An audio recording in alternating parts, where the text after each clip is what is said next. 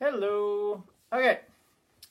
So as I said before, the rest of the books I'm going to be reading over the summer, I will be doing bit by bit by bit and adding them to the 2018 book review.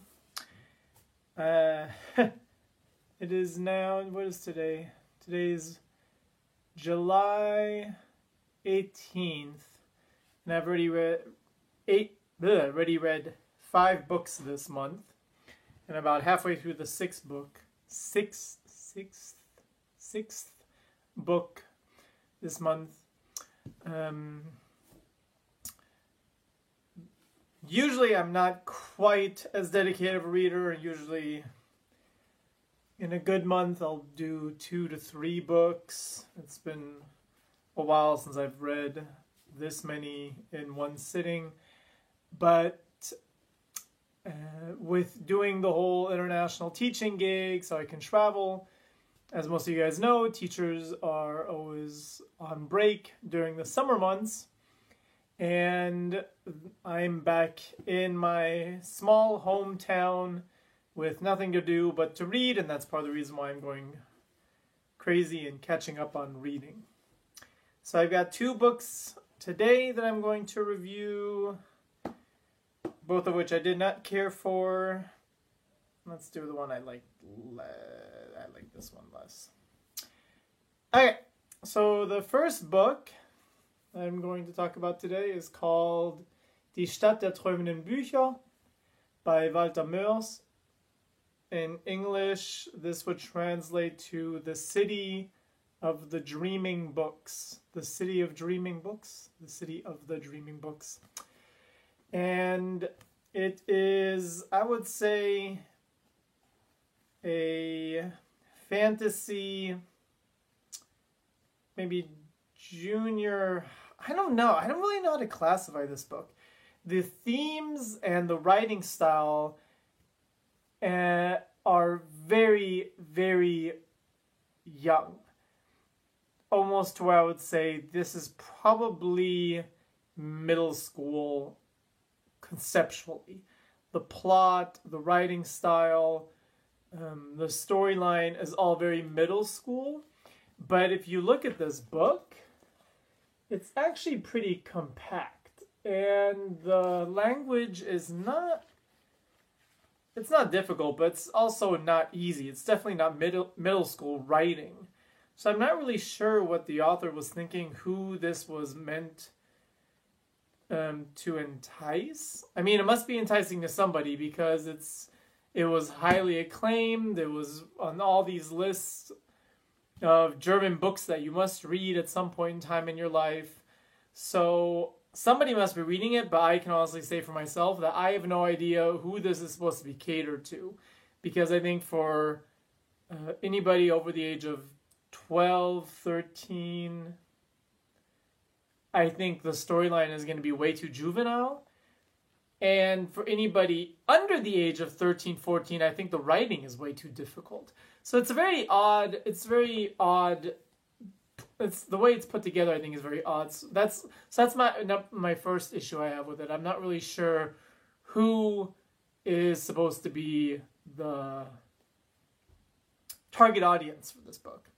So I found that very confusing.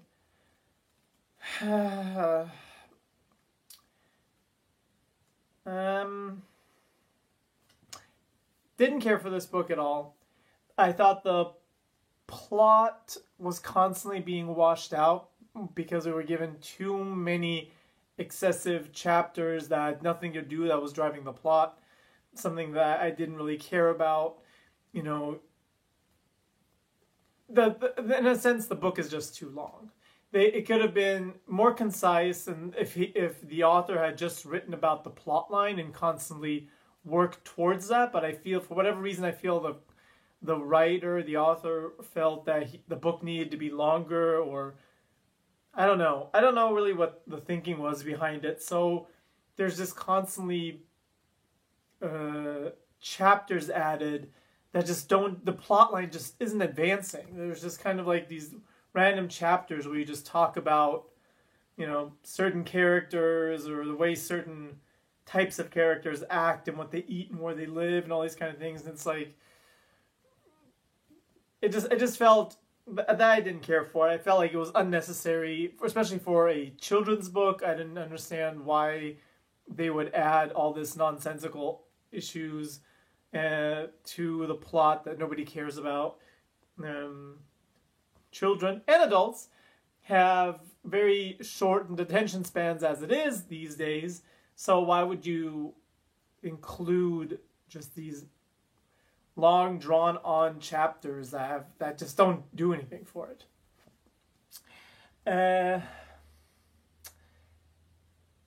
In terms of, so I think he's a decent writer. I do think that the writing was,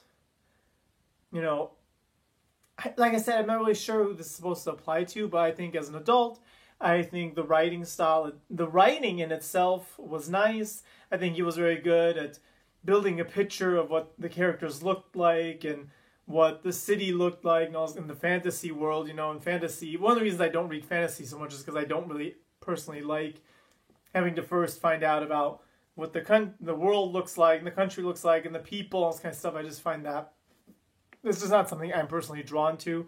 But I think he does a pretty good job of doing that to where you can imagine it and it's interesting. But at the same time, I years ago I reviewed The Wrinkle in Time, which is a terrible, terrible book.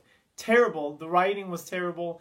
I felt the author really had no idea I felt like they didn't have an idea of what the story and the plot was going to be prior to sitting down writing it. I almost felt like they were just kind of writing a chapter and then forgot about the project and came back 3 months later and was like, oh, what was going on? I don't remember. I'll just write some random BS. So this book to me also is kind of like A Wrinkle in Time, in that it's just a hodgepodge of ideas. There's a lot of things that in one chapter he'll say something like, well, we all knew that these kind of creatures could never fly. And then the next chapter, I got on the back of these creatures and I flew across the gorge. And I'm like, okay, obviously you didn't really go back and read your own manuscript. What is going on? How do these things fit together? Everything was just kind of like, oh, how am I going to get out of this situation? Oh, okay, well, all of a sudden the character can also become invisible and so he can escape. And I was just like, I think that's just very sloppy for me in terms of plot and story development. I think, yeah, I just feel like this person, Bartolmeus, I feel like he just didn't really have a full-on idea of what the story should be in his head prior to writing it. So that also hurt the story, in my opinion. So, having said all that, I am giving this book a D. Yeah. Then the other book, the one I've just finished prior to the one I'm reading now, is called From Tokyo to Jerusalem, and the author is Abraham Kotsuji. And as you guys can see, this book is no longer in print. This book has belonged to 3 or 4 libraries. It has belonged to a college. It has belonged to a private owner. I had to buy it off eBay because it is no longer in print. It was printed in 1961, I think, or 1964. And the reason I was interested in this book is, I think I mentioned before, I'm actually, even though I'm not religious myself, I'm very interested in theology and why people are religious and all this kind of stuff. And I don't remember, I feel like one day I was looking up charts on how many Christians, convert to Islam within a year, how many Muslims convert to Judaism, all this kind of stuff. And somehow I came to, I don't remember exactly how I got to it, but somehow I got to this book about, a Japanese person who, this is a true story, by the way. It's a bibliography or biography. I always get bibliography and biographies confused. It's a biography. Where this Japanese man talks about how he was raised in a family, a very strict Shintoism or Shinto priests, but he didn't find that was the correct faith for him, and his long journey into finding Judaism and then converting to Judaism. And when I read about that online, I thought that sounded really, really interesting. And I was like, oh, that's going to, because that is not a switch you really hear about a lot. Especially with Judaism, it's one of those religions that's actually very difficult. It's not like Christianity or Islam, who are like actively recruiting people. Jews are generally actually almost try to push people away from joining their religion or converting to their religion. So I just thought I was really kind of interested for a Japanese person to do it. Anyway, terrible book. This person's life... I'm sorry, so I don't know if this is, so I've read several books by Japanese authors, and I have to personally say, for me, I have, as of yet, not found a Japanese author that I enjoy. Japanese writing that I've experienced is always very, very victimized, and it's always kind of like, oh, my life was so hard and poor me, and I'm just this useless man, and nobody loves me, and I don't know, I personally am just not into people being the perpetual victim and crybabies. I just find that a very unattractive personality trait in people, and it just, for me, makes all the Japanese books, all of them, hands down, that I've read, it's always like that, especially male Japanese writers are always such crybabies, and I just can't get into that.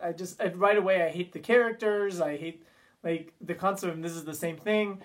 I mean, for the majority of the book, the guy is just like, oh, the struggles I had to go through. And I'm like, okay, he came from an extremely wealthy family, where he was like, his father didn't even have to work because there was so much inheritance. He grew up with wealth. He went to a good school. His parents were trying their best to be supportive of him, even when he found out that he wanted to go away from Shintoism. Is that a word, Shintoism? From the Shinto faith, and first he converted to Christianity and then later to Judaism.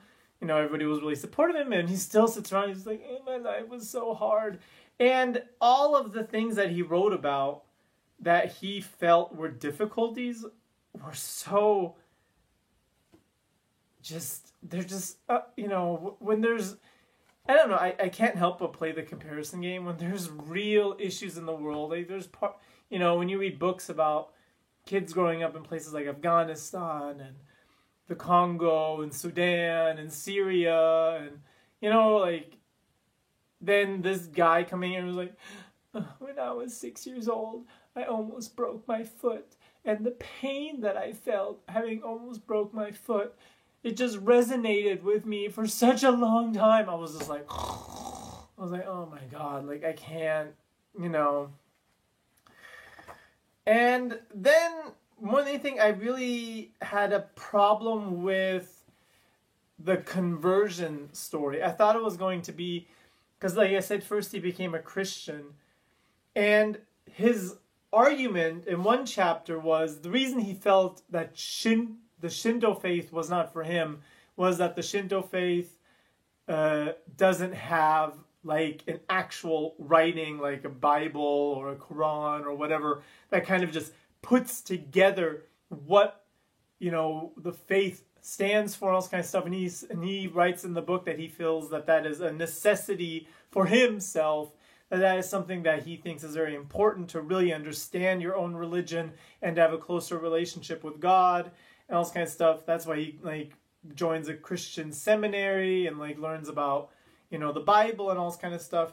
And then he talks about there's a whole chapter where he just talks about how important it is to have a writing. And when he finally had the Bible in front of him for the first time and reading the Old Testament, how it really grounded him in this belief in God, and it was just everything to him.